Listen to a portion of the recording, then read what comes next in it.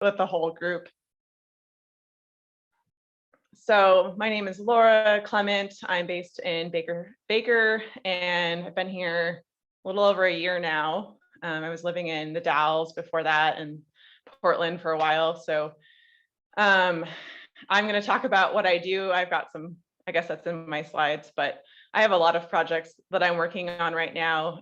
And fortunately, Energy Trust of Oregon has reached out to me now that I am living in Eastern Oregon to help with outreach and technical support for builders and homeowners on both new and existing homes and workforce development. So I'm on my lunch break. I also work for Miller's part-time at the moment, and I'm remodeling my house. So I've got a few things happening.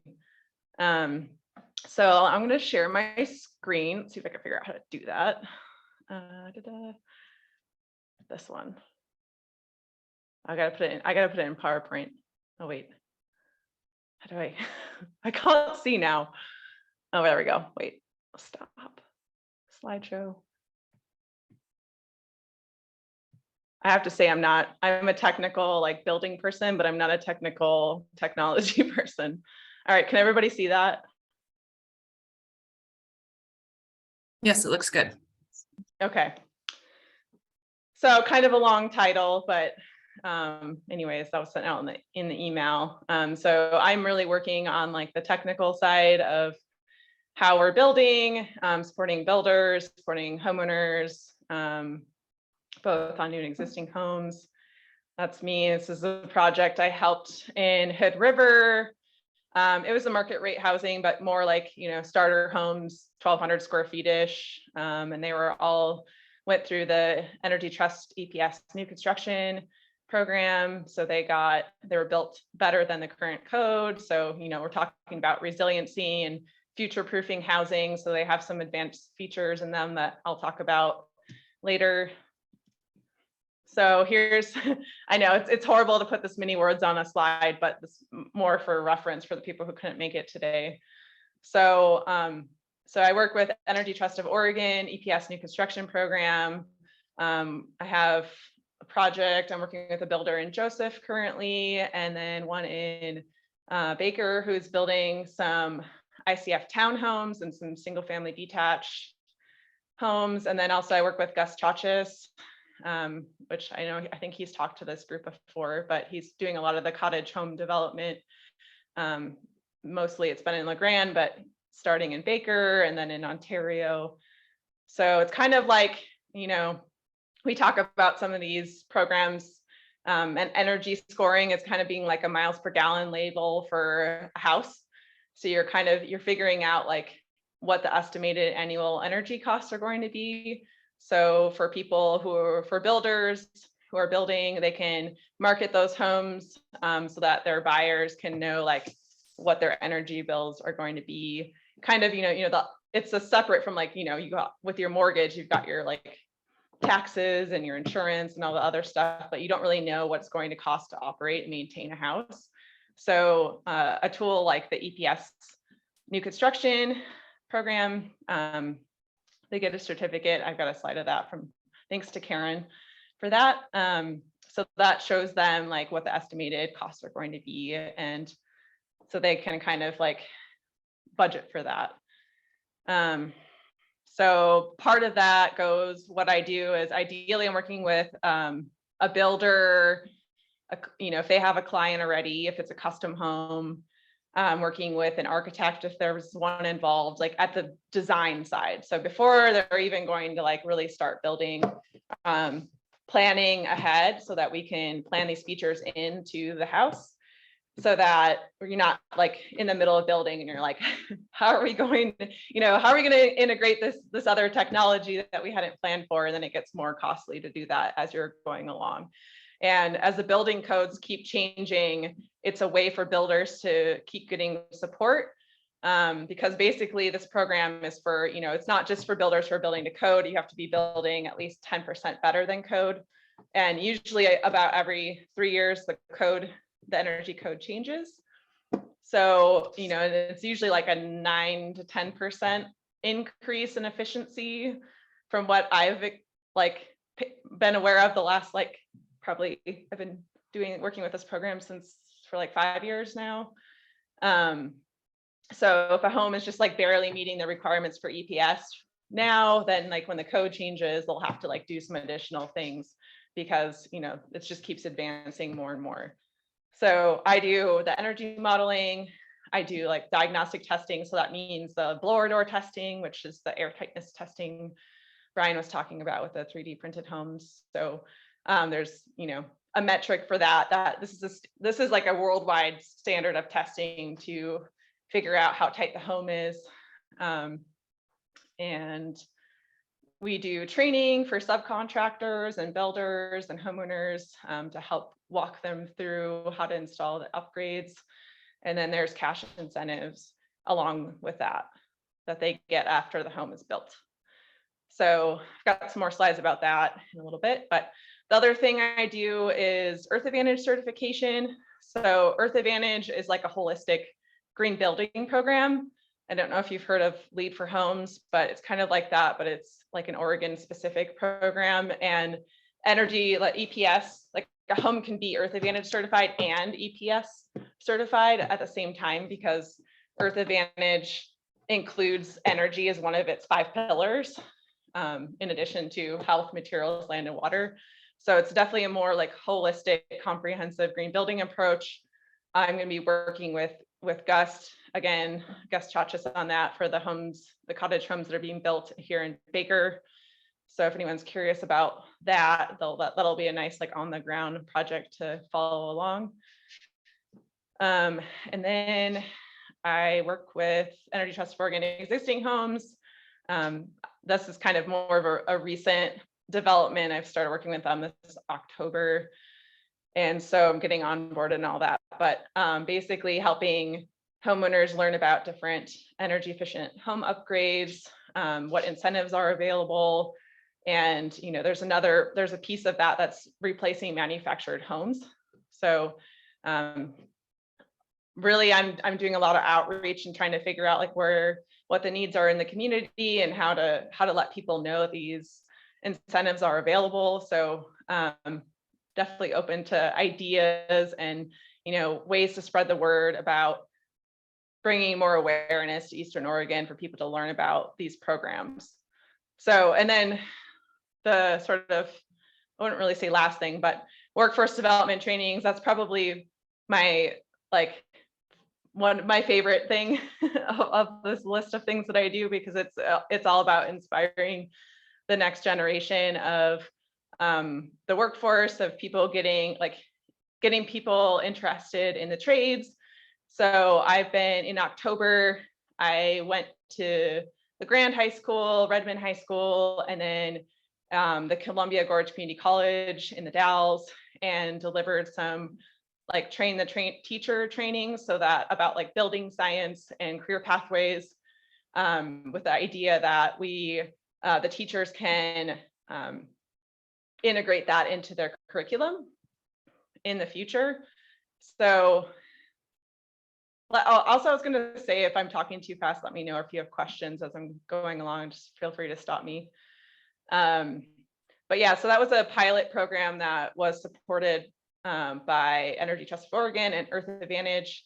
So we had, it was mainly a high school pilot program, but then we were able to get with CGCC as well, because they're currently developing a second year of their construction program, and they wanted to integrate more green building and building science content into there. So this coming year, going to be looking to partner with more schools to offer trainings for teachers to learn how to teach the content and get students engaged in green building.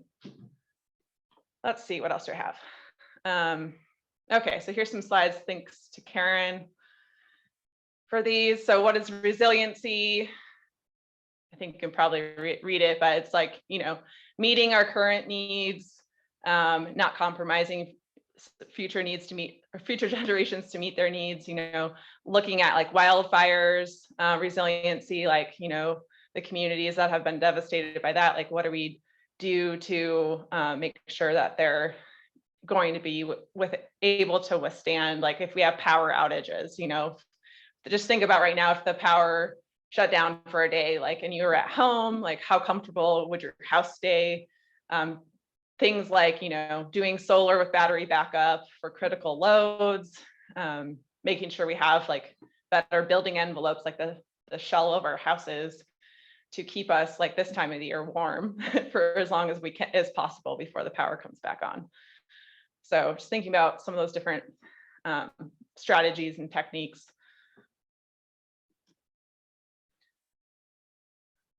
Okay. So talked about this a little bit, but so the Energy Trust new construction program. So it's only for new construction. This one, it's called Energy Performance Score.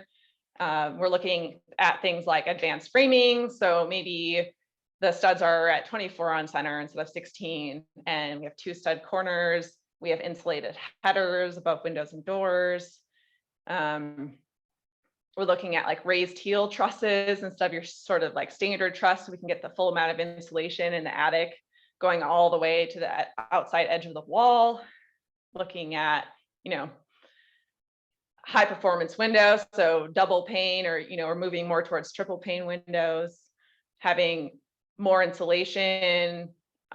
Looking at like the code is moving towards having an exterior layer of insulation on the outside of the wall, and places like California are starting to require that. And I think it is a code option currently in Oregon as well, as one of the different energy efficiency like measures that you can check off.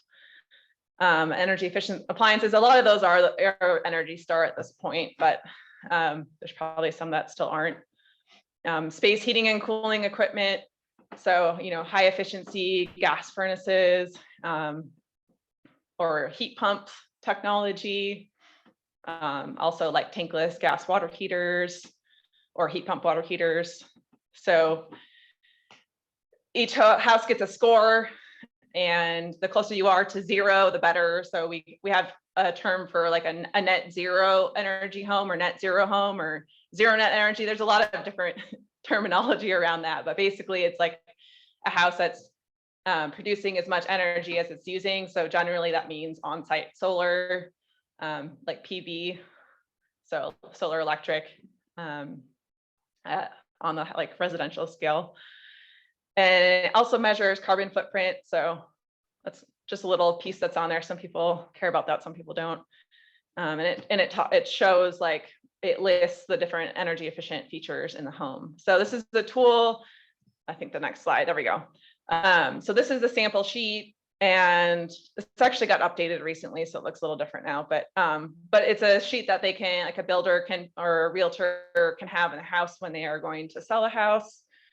And so that people can kind of just give a snapshot of the energy use, and the, some of the features and the estimated annual energy costs of the home. And so it's kind of cool too, on the scale, it shows like, this is where this home is at. And then like, what if it was built to code? It would be at like this house, its energy score is 50. And if it was built to code, it would be 94. So that's like almost, that's like almost half the energy use as a code built home. So just think of like, this home's going to be on average $735 a year to operate. So if that was double, that'd be almost like $1,500. So just think about that in the monthly utility bill payment for people. So when we're talking about like more affordable or workforce housing, this is like a metric that we can use to like showcase what the energy features are going to be. And I know, obviously we all know there's a housing shortage. So people are just trying to get any kind of house, but the more we know about homes, the better we can be building them now. The better it will be for the future, because it's definitely not as cost effective to try to go back and make improvements in the future. So just more time intensive. Let's see what else. Yeah, I think we're good. Okay.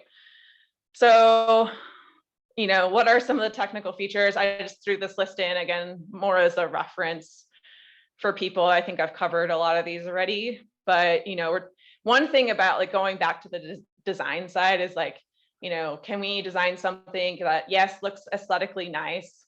I went to school for architecture, So, like architects just want to design pretty buildings usually, and not all of them have the sort of like structural knowledge, or like they just, maybe more practical ideas in mind. But I'm definitely more on the like, I'm interested in smaller scale housing, like cottages, and actually built a tiny home on wheels a while back. And I'm going to be building some little cottages on my property here in Baker. So, the house I live in currently that I bought is 1,200 square feet, which, to me is huge. It's like way bigger than I need, because it's just me here and my 2 cats. But, like I'm going to build a little cottage that I can live in and then rent the house out in the future, and then be able to rent all these other little spaces. And I like the idea of the cottage housing, because you can live in community with other people, but then you can have your own space. So, and what else is on here? Oh yeah, like if your house has duct work, making sure it's sealed. Like my house has horrible old duct system. I need to do something with, probably just replace it. Because basically what happens, it's in the attic and it's not sealed. And so it's losing all this heat. Like I can feel, they try to pack insulation around it as like an air seal, but I can still feel the heat coming out of the duct system. And so I'm just wasting energy trying to heat my house, and the air isn't getting delivered to like the farthest away bedrooms because it's losing all this heat along the way. So it's a lot about like comfort and health and durability of a home. Smart thermostats. So like a Nest or an Ecobee. I actually just got one of these. You can get one. Maybe Karen can find the link. You can get them from the Energy Trust for like $25 right now, I think, until the end of the year. I think that's still happening. Or maybe I can find, if she doesn't have it, I can try to find it and we can send it in the follow-up email. Yeah, I'll look for it, Laura. I'll look for it. Okay, cool. Thank you. So that's really cool because they can track your, how are we doing on time? I'm sorry. Let me look. Okay, 11:30. We're good. So they are like learning thermostats. So they'll learn your behavior patterns in your home, and they can save like 2 to 3%, I think, in the energy model from that standpoint. So like, if a home, like a new home, has to be 10% better than code, and you install, you're at 7%, you can put a smart thermostat in there and like get to your 10%. So that's a pretty like easy way. And then for an existing home, you can put them in, like I put one in with my 30-year-old gas furnace, and it still works with that system. So you can definitely retrofit them in. You can put them into new homes. I think code is heading that direction of requiring them for the new code that's going to be coming out. So definitely things to be looking out for. I'm hoping like we need to get these more in the stores too, like at Miller's, like some of these more advanced technologies. We don't have them there. But right now, like I said, you can get them off the Energy Trust website. So what other things? Oh, balanced ventilation system. So that was one of the newer things that code has required. So that means like ideally like a heat recovery ventilator. So you have fresh air coming in and you have exhaust air going out. So in the past, the code has required just only exhaust only. So you could just have a bathroom fan exhausting air from your house. But this is going to get a little technical, but with like building science, like houses, like pressures want to even out. So if you're pulling air out of your house, then air is going to want to come in from somewhere else, and it's going to come in through wherever there are air leaks. And typically if you've got a crawl space or an attic, or through the walls, those are areas where air is going to come in, and it's going to have whatever contaminants, and like, I don't know if you want to be breathing your crawl space air or your attic air. I know I don't really want it to be doing that. So having a dedicated ventilation system is kind of like the lungs for a house. So a lot of builders will kind of argue with me. You're like, so now you want us to build our houses really tight, and now you want to put this whole ventilation system in. Doesn't that like defeat the purpose? And I was like, well, it's because we're controlling where the air is coming from, like we're not just relying on random air leaks. We can control the air, we can filter the air. So, in the days where it's, if the air quality outside isn't very great, we can use filters to help filter that air. So we have fresh indoor air quality in our homes. And the heat recovery piece is not required by code quite yet, but I think we're heading in that direction. And so it's just, instead of just bringing in 20-degree air from outside and then heating it up to 70 degrees or whatever people are setting, inside. That's a lot of energy for our furnaces or our heat pumps to bring that up to the temperature of the house. So the heat recovery, there's a core, like a heat exchanger core in there. And so the actual air streams don't mix, but they pass next to each other. So it's transferring the heat from the house air that's going out to the outside air that's coming in. If that makes sense. So, and I'm happy to if someone really wants to geek out with building science and stuff with me after this call, I've got my contact info at the end. So I can definitely get into the weeds about that.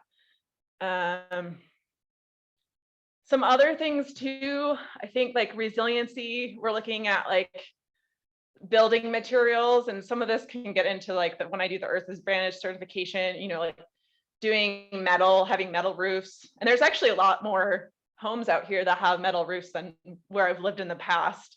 I think maybe just because of, it's snowier here, less maintenance for people. So, metal roofs, metal siding, fiber cement board, having unvented attic assemblies, which some builders get really scared about, but it's not that hard to do it correctly, so that the house will be durable.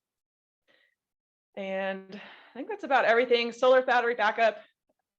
I know a little bit about solar. I did solar installs for a little bit, but I wasn't a designer, but I've got my people that I can reach out to if people want to get technical about that. So I think I'll go on to the next slide. Are there any questions? I haven't been looking at the chat. I just have one question. What's the difference between fire resiliency on a metal roof and an asphalt roof?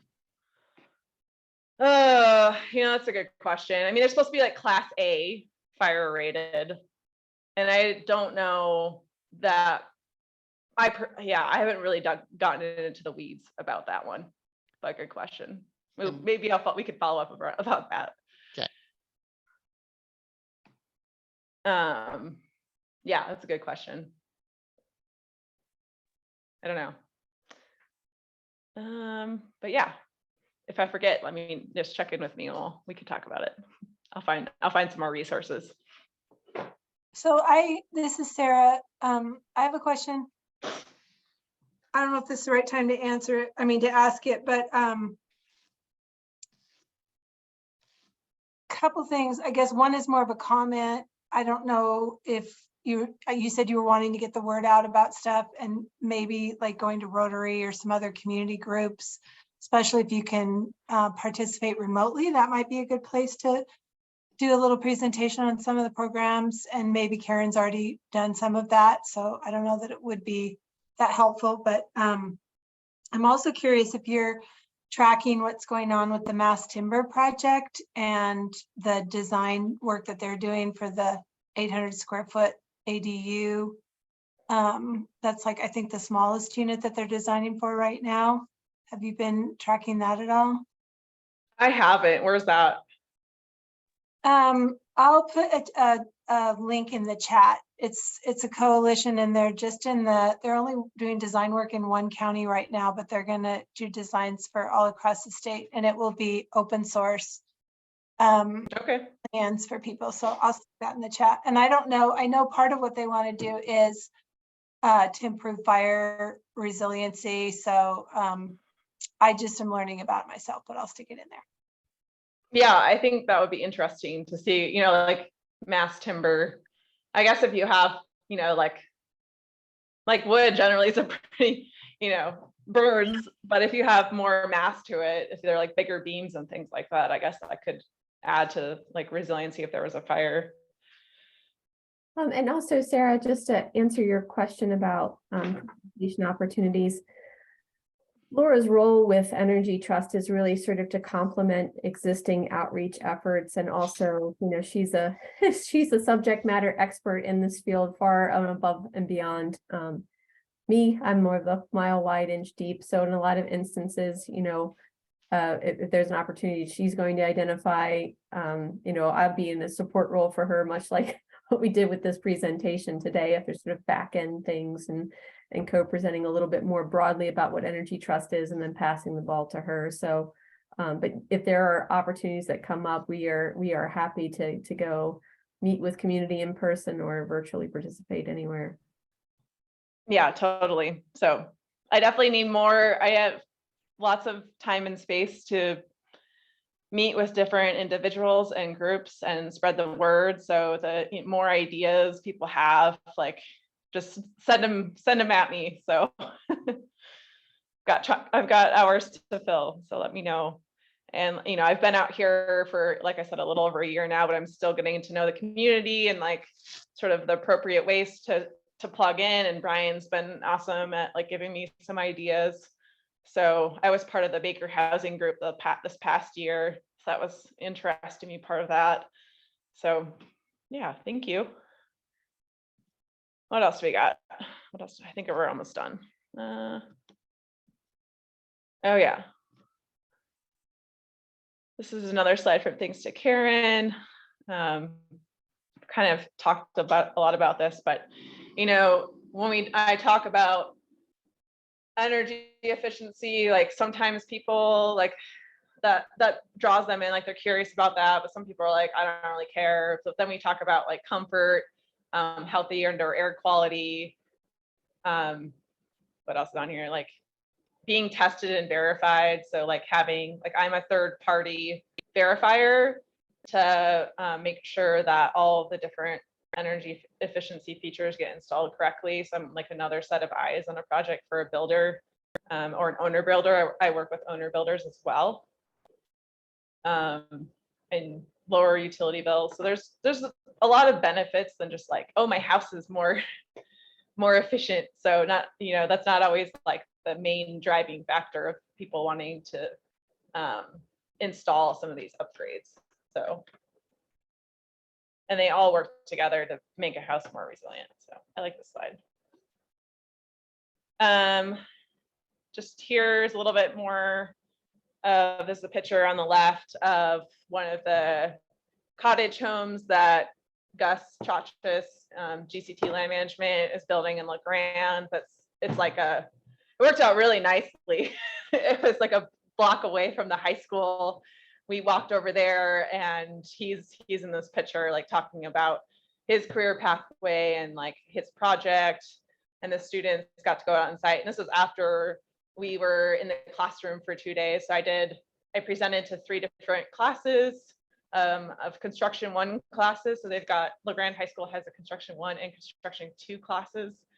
And then this next fall, they're going to be starting to build a house for students as one of their classes. So I tried to like really promote that while we were doing the training of like, you can combine, like see what we're doing in the classroom, like what you're learning, like actually go into play. Like you could actually build a house like this, like be a part of that project. Like, I don't know if you know about the Hermiston High School project, and Kurt over there, who's been building homes with students for, I don't even know how many years, a lot of years now. So LeGrand High School is planning to do that, and they have a site that's like a block or 2 away from the high school. And I'm going to be helping support that project. And so they're either hoping to be building homes with students and creating more workforce housing opportunities for their community. So Gus is going to be part of that too. So we're all kind of tied together out here in the housing world. Also, I was talking to Willow, I think, who presented maybe a couple months ago. I can't remember when or maybe it was last month. I can't remember. Because they're trying to figure out a project too with like building workforce housing with students, with REN, I think that stands for Rural Educators Network.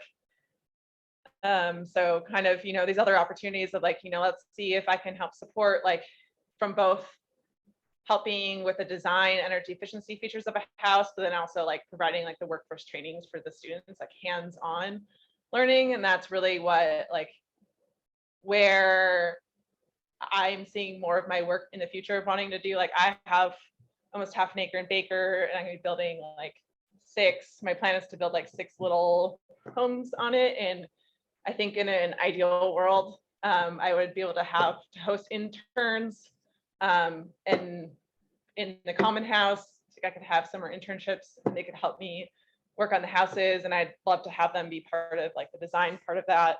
So I need to figure out, that's in the future. I might do this first cottage on my own this year, just to have a different space to live and get everything set up. But trying to navigate that, like, how do I create an internship program for high school students, or even like other people who are interested, who might be older and interested in getting into the trades, and have that as like an on-site, hands-on learning opportunity with, learning some things like as we're actually like putting them together. So that's really what the work that I'm want to be doing more of.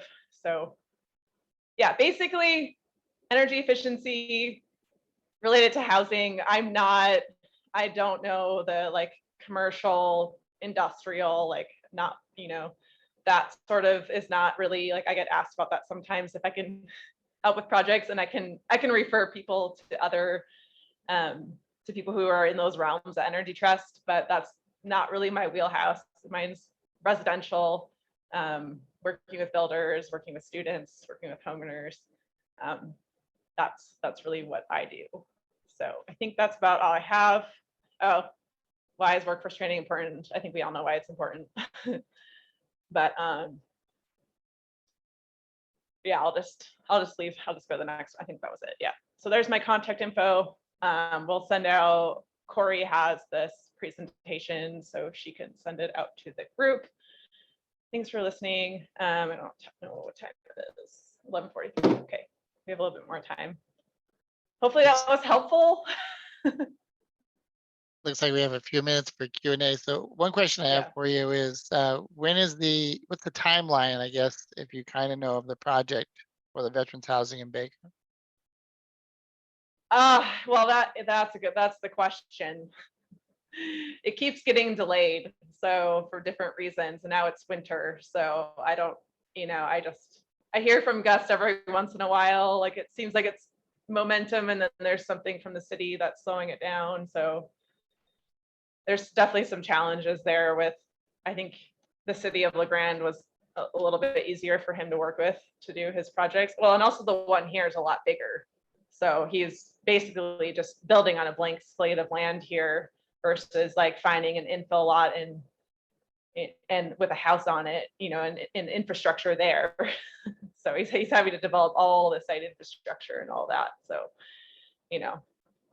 last year. Well, if there's roadblocks in Baker that are slowing it up, just tell them or you can let me know, and I can go talk to the city and the planner and see what, the issues are, if we can expedite that.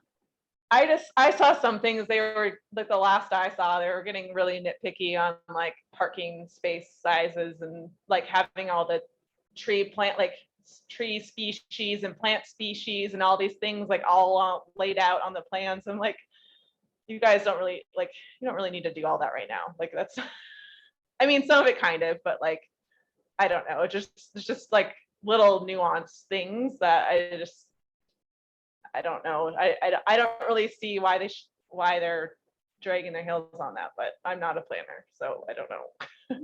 That all should be negotiable through the planning department. Those types of things.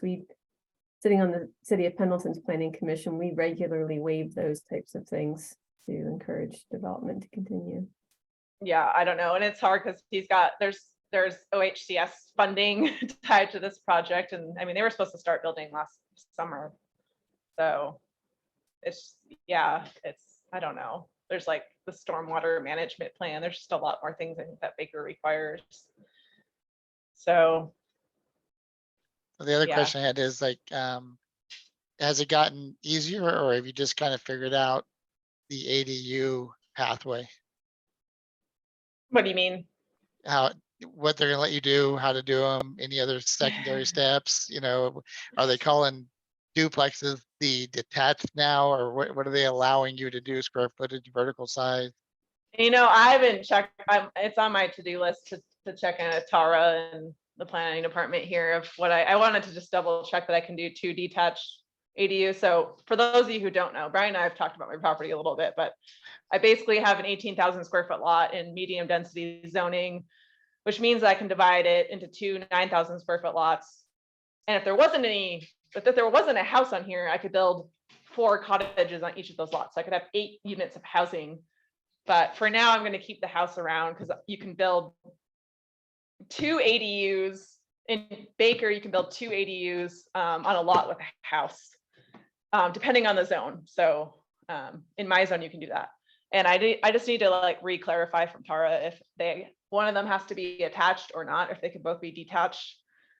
And the biggest challenge is the height limit because they're only supposed to be 20 feet high, which is really hard to do that in 2 stories unless you're doing like pretty much a flat roof. So, and I kind of asked about like getting around that. And I did talk to a builder recently who's like, about like, can you give them case studies? Because I think in other parts of the state, it's like 25 feet. So, like if you want to build an ADU over a garage, like a living space over a garage, that makes sense. And it looks aesthetically good in a neighborhood. And, like usually in town, you don't have, I feel like the height thing, like view restrictions. So, if I wanted to, I could add on to my house, I could build an addition. And if I did that, then I could build 35 feet high. So I'm like, so you're okay with me like aesthetically, like putting, something that's 35 feet high, but yet then I can't do something that's like a smaller footprint that's, that high. So anyways, it's just kind of interesting trying to like navigate around those things. But the builder told me, he's like, well, you could ask them, just ask if it could be like a foot or 2 taller, then they might let you do that. Like, don't get too crazy. Like, don't try to do like 5 or 10 feet and like try to get that through. So that's part of my winter project is getting this half of the property figured out with probably designing the 2 ADUs and then building one of them next year and then one of them the following years. I think probably the most practical with everything else I have going on. I had a crazy idea of building both ADUs at the same time, but I don't think I should do that. So, and for everybody, the difference between an ADU and a cottage, basically they're the same. In Baker, I don't know if LeGrand's different, but in Baker, they're basically you can build 700 square feet, 20-foot height limit. ADUs are an accessory dwelling unit, so they have to be accessory to a house. And a cottage is its own entity. So you can build 2 to 4 cottages on a 9,000 square foot lot in Baker. So they're like not accessory to a house, but they're basically the same. Like what they look like is basically the same. So Laura, what's your goal for the type of tenants that you would want to have in your ADUs? I think I'm gonna probably end up having like a mixture of options. I'm thinking the house will probably end up being like, I'd like it to be probably like more of a short-term rental for all the people's like families that are like living in this community. It can be like the community house, like when my family wants to come stay, have a place to stay, but also for like, possibly summer internships and then the other ones will probably be like, I want to have some opportunities for like longer short-term rentals, like traveling nurses or like fire crews, and then also probably some longer term renters as well. So probably a mixture. I'm definitely open to it. I think like, more of a longer term rental situation, but I'll probably want to like have the house be an Airbnb of some sort or like, some kind of short-term rental, just so there's an option for people to have their like friends and family come and stay here and to do like community events.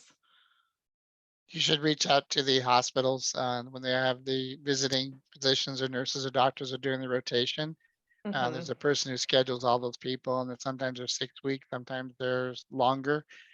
But if that's what you're looking at, that would be a great resource, and they pay rather well. Yeah. I was going to share the project that we were talking about in Baker and kind of what it looks like. I didn't know if you wanted to share anything on it. This is kind of like the overview of phase 1 and 2, and what they're looking at. And I know the city was, they had no clear plan when I talked to them about what the actual landscaping would be. It just showed it in a photo and a reference, and that's why they were asking kind of about the, the rest of those questions. Hmm. And this is, just kind of views of the plans they were looking at, the designs. And I know the final design of the houses have changed to this design. And I know when the architects were doing this with Mark Cedar and visit him, this is actually a cheaper and more efficient. Is it something that could work for what you're trying to achieve to get at that height on a second level with less cost? Yeah, I mean, that's basically what I'm planning to do, is doing like a shed roof, and then I'm gonna do solar. So I'm gonna try to do like net zero and all of them. So it's doable. I mean, just if you think, okay, just say for example, you've got your floor, you like on slab on grade, and then you have a 9-foot ceiling, which you could do an 8-foot ceiling, it'd be fine. But you've got say you like ideally you have a 9-foot ceiling, and then you have a foot thick of floor, so that's 10 feet. And then you have another 9-foot ceiling, and then a foot of, so it's like, even if you did 8-foot ceilings, that's still like 18 feet of just like space, like room height, floor, room height, roof, like joist, like if you just do a eye joist or something like that. So you're at 18 feet, and depending on how big it is, it's still not very much of a slope, but yes, it's possible. I just wish that they're a little bit more flexible about that. But anyways, we'll just have to work around it. I know when I was talking with Mark, and they originally had the designs which showed the roof planning forward, because he said they're going to fix these as well. I said, do you realize we live in Eastern Oregon and snow is just going to pile up right behind the cars Right. and nobody's going to be able to drive anywhere? So it's not a good design, because originally they had all of these, I don't think that shows it very well, but these little flat sections in front. And I said, you realize those, it's just going to pile up snow and dump right in front of where everybody's walking. And so he came up with the other design, and he said it's actually cheaper, more efficient, and it allows Mhm. kind of what you're talking about, that net zero concept, how to use a roof like this from our solar panels. This actually puts windows up higher, so it creates more privacy and allows lighting in, and it's more efficient, but won't have snow piling up. This one they have pitched the wrong way. They're gonna have to fix that, he said, because nobody's gonna be able to back out. But I don't know. I just thought it would be it's a good redesign, and something that might be an option for you. Yep, yep. I mean, I'm planning to do shed roofs because they're easier to build, and I'm gonna be doing a lot of it myself. And yeah, I'm trying to figure out, I think like the next 2 years, I'm gonna build these 2 ADUs, and then I've got a bunch of buildings to deconstruct on the other half of the property. So, and then I have to move the chickens and the ducks to the other side, and because I have those too. And so, and then figure out like with the 4 cottages, am I going to try to do that all at the same time? Like could I apply for some funding or something to like make that happen all together, or are they going to happen one a year? I don't know yet. So that's the question. And being like, I like what Gust is doing in his projects, but I want to have more variety in what all the structures look like. So, a couple of them are probably gonna be 2-story and some are gonna be 1-story, and just be a little bit more like unique as buildings. So, and I'm trying to figure out, one of my other question is with the cottages, if I can have like a shed, like a garage or like a big something for storage and like for workshops and stuff like that. I don't know if the city would allow me to do that, because I've got like, that's the side of the property that currently has like I don't even know what to call it, but it's like garage space, but you can't really park in it. But there's a bunch of concrete. There's a bunch of concrete down, and one of the sides is like parts that I think you could probably reuse that concrete. The other one's a little bit more, and not as nice. So I'm trying to figure out if I could like rebuild those structures, if they would, or rebuild one of them and put like the cottage like adjacent to it, so I can like try to not have to like deal with all like digging up breaking up all the concrete and hauling it to the landfill. So that's like gonna You be might ask one of my Tara. questions. So Ask Tara if they allow a lot of the way they get around that design and that storage is they use carports, and in the back third of the carport area is actually an enclosed building for storage. So they have Yeah. a dual purpose roof. It goes over the cars and it goes over the storage facility. So they might allow something like that in the zoning that allow you to utilize that slab as existing. Right, because right now, the way it is, like the height, the clearance of like the bottom chord of the, well, they're not trusses, but the way the ceiling, it's like this high. So it's like, it's not very that usable space. They just need to get rebuilt and like, anyway, so, but that's a good idea. So, I mean, that's like future other project. I'm trying to not overwhelm myself with ideas, but yeah, I mean, that's like one of the things I'm most excited about is building out this property. And then once I get that done, hopefully being in a place where I can invest in doing that again. And yeah, or like doing it in another community like John Day, like those, like they're gonna be selling building sites. So just like, hey, you guys want to give me a good deal? One of those, I'll come build something cool in John Day. So we'll see. And what I learned from him is they can, as long as there's a foundation and a footing set up, they literally can tear down and set up in a day and start doing the next one. And their Right. cure rate is ridiculous. So in 3 days, they could have all the perimeter walls done for you. If you had all the footings built and they came here, you could probably get all 4 of the perimeters poured in less than, close to a week, maybe, with set up, tear down for each one and then have them done and then contractor come in and finish out the rest.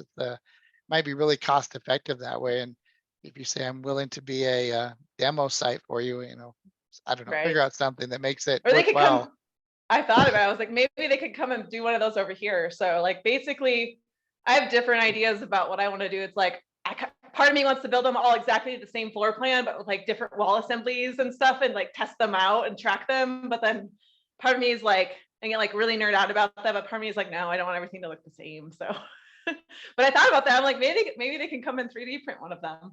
That'd be kind of cool. I don't know. I'm open to ideas. I have enough money to build one of them right now. So, but not all of them. So that's Jessica what- probably has some funding that might help you out that, can get a Well, little. What's that? I did want to jump in and say that Senator Merkley is trying to steer a bunch of money to the LeGrand housing class that you were just talking about, Laura. Cool. It's part of the FY23 appropriations bill. And so we should know in the next couple of weeks or whether that bill passes and whether funding for that particular project will be a part of that funding bill. So yeah, we're excited about those types of creative programs that are workforce focused. So yes, Brian, sometimes we can come up with funding opportunities. Right. And there's curriculum, like Earth Advantage has created all of this building science training with curriculum that is awesome. Like there's 2 8-hour days of training. We can give people certificates. So it's like, the more ways we can partner that, like that's already developed. Like I don't have to create a bunch of content. It's like, it's there already. So that's one of the really awesome things. There are all these resources out there, right? Like we just have to figure out ways of connecting them all. Awesome. Well, it's right at kind of time. Yep. And Corey handed the baton to me earlier, so she might be taking care of her family. I'm sure if any of you guys have any questions or anything, you can send them to Corey and then she can help get everybody together again. And there's been a lot of really good posts in the chat with links of everything that's going on. And Sarah has a good one in there about the comprehensive development strategy program, wow. which I'm letting Chantel and Sarah, I'll probably fill that out later today so I can be part of that project. Is there a way to save save the chat and send it? I I can, wonder. Brian, you should be able to save the yeah. chat. I can even cheat, copy and paste and throw it in an email. It's like, tricks to do that as well. Just all these resources that are in here, it'd be nice just to have them for, and for the people who couldn't, like if this was sent out to 100 people, like think of all these, people who might check their email. So I think Sarah's right. This is being recorded and the chat usually is as well. I'll go ahead and stop the recording now and I'll make sure that I